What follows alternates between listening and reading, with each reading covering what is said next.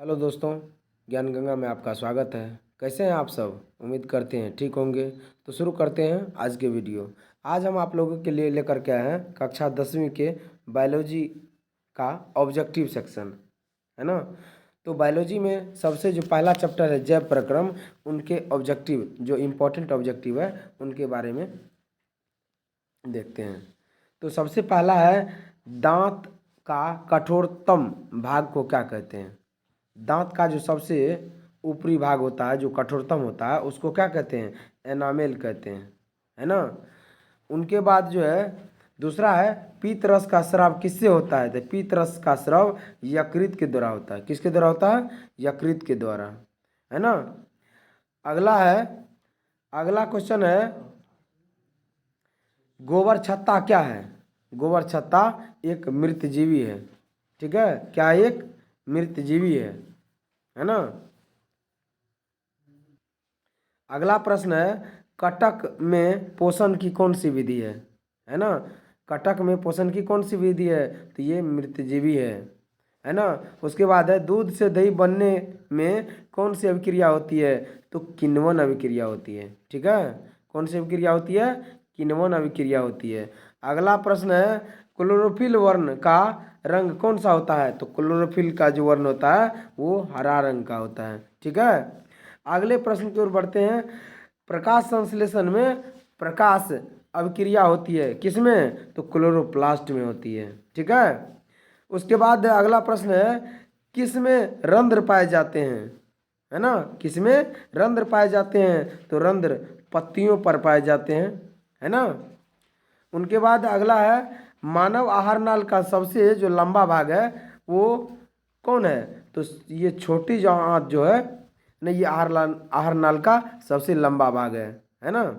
उसके बाद अगला है न्यूक्लियस शब्द किसके द्वारा दिया गया है ना। न्यूक्लियस शब्द जो है किसके द्वारा दिया गया है? तो ये रॉबर्ट ब्राउन के द्वारा जो है न्यूक्लियस शब्द दिया गया है, ठीक है। तो आगे बढ़ते हैं। अगला है प्रश्न पौधों में भोजन किस रूप में जमा होता है? तो पौधों में जो भोजन है स्टार्च के रूप में जमा होता है। किस रूप में जमा होता है? स्टार्च के रूप में जमा होता है। अगला प्रश्न है पीत रस कहाँ से स्रावित होता है? पीत रस जो है कहाँ से स्रावित होता है? तो पीत रस यकृत से स्रावित होता है। कहाँ स्रावित होता है? यकृत से स्रावित होता है। अगला प्रश्न है पौधों और पशुओं की कोशिकाओं का वैज्ञानिक अध्ययन क्या कहलाता है? पौधों और पशुओं की कोशिकाओं का वैज्ञानिक अध्ययन क्या कहलाता है? तो इसको कहते हैं कोशिका विज्ञान में जो है ना पौधों और पशुओं की कोशिकाओं का अध्ययन किया जाता है। अगला प्रश्न है ट्रिप्सिन एंजाइम का कार्य क्या है ना। ट्रिप्सिन एंजाइम का क्या कार्य है? तो ये क्या करता है? प्रोटीन का पाचन करता है। हमारे शरीर में जो प्रोटीन बनता है उनका पाचन करने का काम करता है। अगला प्रश्न है जो है ना, तो मुख्य गुहा में आहार का कौन सा भाग का पाचन होता है? मुख्य गुहा में जो है आहार नाल का कौन सा भाग का पाचन होता है? तो कार्बोहाइड्रेट का पाचन होता है ना। अगले प्रश्न की ओर आगे बढ़ते हैं। अगला प्रश्न है निम्न में कौन स्वपोषी है? निम्न में स्वपोषी कौन है? तो हरे पौधे जो है ये स्वपोषी हैं। अगला प्रश्न है स्वपोषी के पोषण के लिए क्या आवश्यक है? स्वपोषी के पोषण के लिए क्या आवश्यक है? तो स्वपोषी पोषण के लिए पर्णहरित, सूर्य प्रकाश, कार्बन डाइऑक्साइड, है ना, इन चीज़ों की जरूरत होती है, ठीक है। अगला प्रश्न है किसकी उपस्थिति के कारण, है ना, पौधा का रंग हरा होता है? तो आप जानते ही होंगे क्लोरोफिल के वजह से जो है पौधा का रंग क्या होता है? हरा होता है। अगला है हाइड्रा में क्या पाया जाता है? हाइड्रा में क्या पाया जाता है? तो हाइड्रा में मस्तिष्क पाया जाता है, ठीक है। अगला प्रश्न है ग्लूकोज का रासायनिक सूत्र क्या है? तो C6H12O6। क्या है? C6H12O6। अगला प्रश्न है अमीबा में अधिकांश पोषण कैसे होता है? तो अमीबा में जो अधिकांश पोषण है वो अंतःग्रहण के द्वारा होता है, ठीक है। अगला प्रश्न है प्रकाश संश्लेषण की क्रिया होती है। प्रकाश संश्लेषण क्रिया होती है कहाँ होती है? तो हरे पेड़ पौधे में प्रकाश संश्लेषण क्रिया होती है, ठीक है। अमीबा अपना भोजन कैसे ग्रहण करता है? तो कूटपाद के द्वारा अपना भोजन ग्रहण करता है। ठीक है, तो अगले प्रश्न की ओर बढ़ते हैं। कौन सा एंजाइम वसा पर क्रिया करता है? तो लाइपेज नाम का जो एंजाइम है ये वसा पर क्रिया करता है। आयोडीन की कमी से, अगला प्रश्न है, आयोडीन की कमी से कौन सा रोग होता है? तो ये घेंघा रोग जो है, गले की रोग होता है इसको, है ना, ये जो है आयोडीन की कमी से होने वाला रोग है। ठीक है, अगला प्रश्न है, कौन उभयलिंगी जंतु है? कौन उभयलिंगी जंतु है? तो केचुआ जो है उभयलिंगी जंतु है। अगला प्रश्न है, वयस्क मनुष्य के कितने दांत होते हैं? है ना, तो 32 दांत होते हैं, है ना।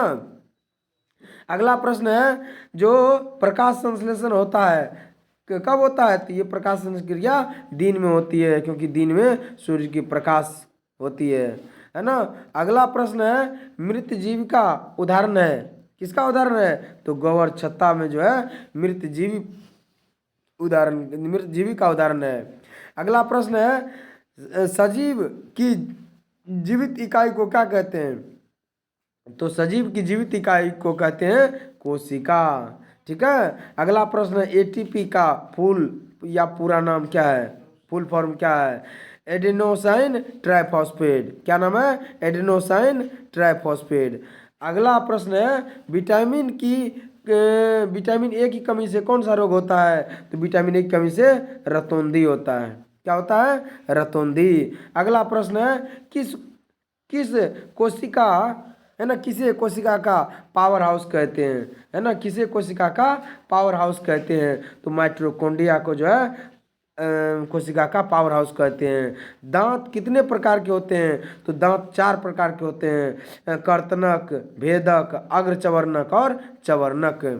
अगला प्रश्न की ओर आगे बढ़ते हैं। अगला प्रश्न है, मनुष्य के मुख में कितने जोड़े लार ग्रंथियां पाई जाती है? तो मनुष्य के मुख में 4 जोड़े लार ग्रंथियां पाई जाती है। अगला प्रश्न है, ग्लूकोज के एक अणु में कितने परमाणु होते हैं? ग्लूकोज के एक अणु में ऑक्सीजन के कितने परमाणु होते हैं? तो ऑक्सीजन के 6 परमाणु होते हैं, क्योंकि आपको पता है C, है ना, 12 और H6 और O11, है ना, C12H+O11 होता है ना।